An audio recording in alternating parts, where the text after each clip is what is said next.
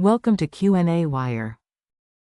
So in part A, we're going to find where our function f of x is increasing and decreasing. So I've just written down the derivative already, and I just used the power rule to find this. And so we're just going to figure out where our derivative is positive and where it's negative. So the easiest way to do this, I think, is to find where it's actually equal to 0 first, since then we can know what intervals to look at to see how the sign of our derivative f prime of x. And so I'm just solving for x here. We get 4 is equal to x squared. So x is equal to plus or minus 2. So at plus or minus 2, we have f prime of x equaling 0.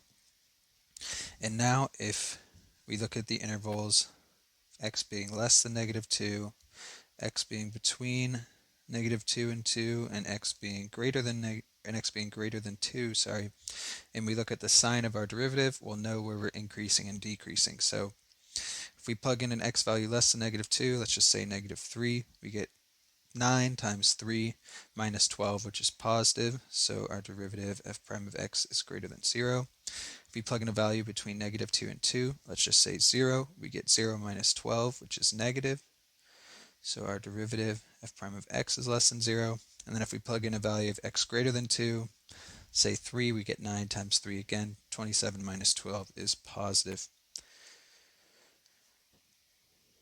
So the intervals in which we're increasing are going to be the first and last intervals, so from negative infinity to negative 2, and from 2 to infinity. And then we're decreasing in this other interval from negative 2 to 2.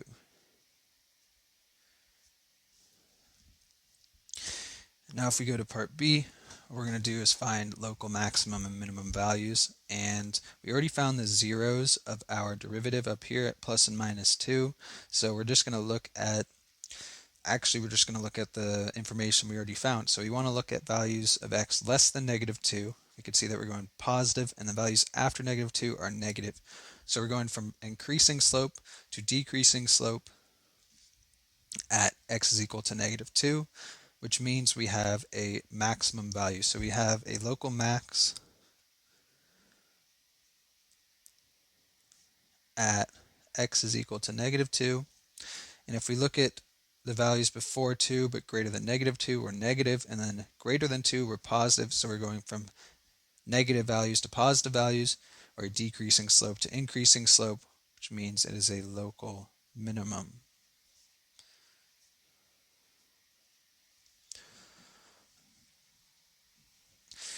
And now for part C, what we're going to do is find the intervals in which our function f of x is concave up and concave down, and then we're also going to find the intervals, or the points of inflection.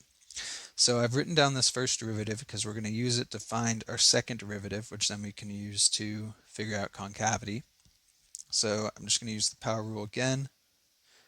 Find the second derivative, bring down the exponent, get 6x, and this 12 goes to 0.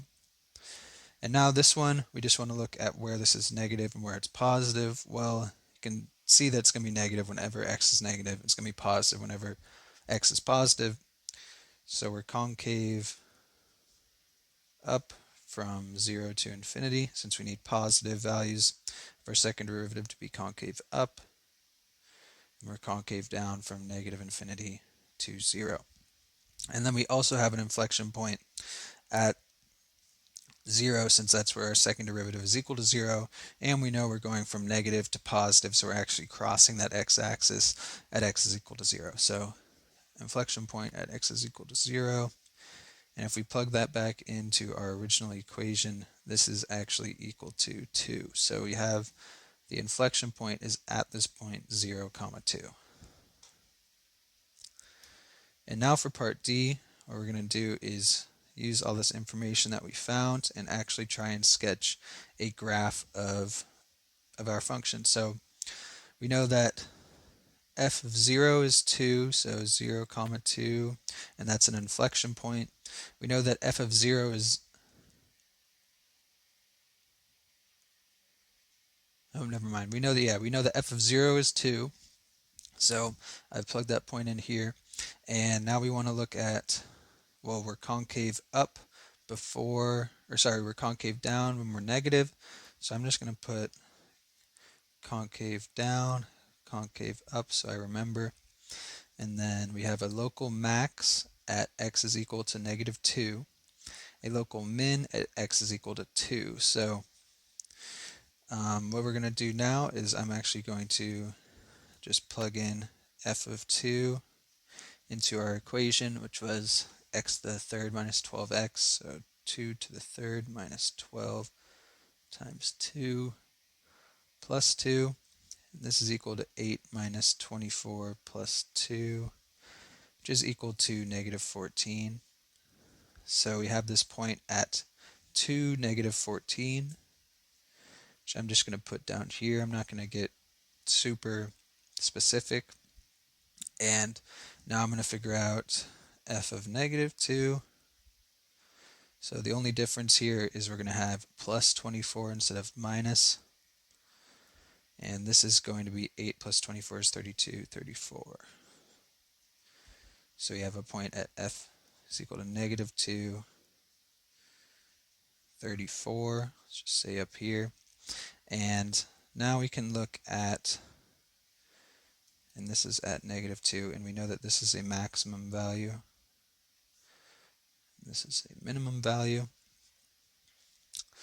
And now we can look at, we're increasing from -infinity to -2, and we are concave down, right? So we need to be increasing and concave down, and then we're decreasing and concave.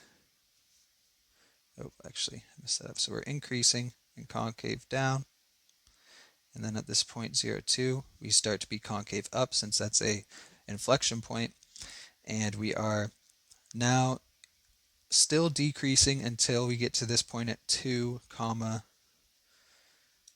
-14, and then we start increasing again. So we need to go all the way down into this point 2, and we can start increasing again. And actually, shouldn't make it look like we start to go concave down again since we don't have another inflection point. So this is somewhat of what our graph should look like. Again, we have these local maxes at x is equal to -2, local min at x is equal to 2.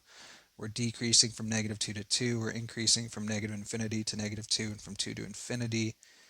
And we're concave up where we need to be. We're concave down where we need to be. We have this inflection point at 0, 2. So yes, this is indeed a good rough sketch of our graph.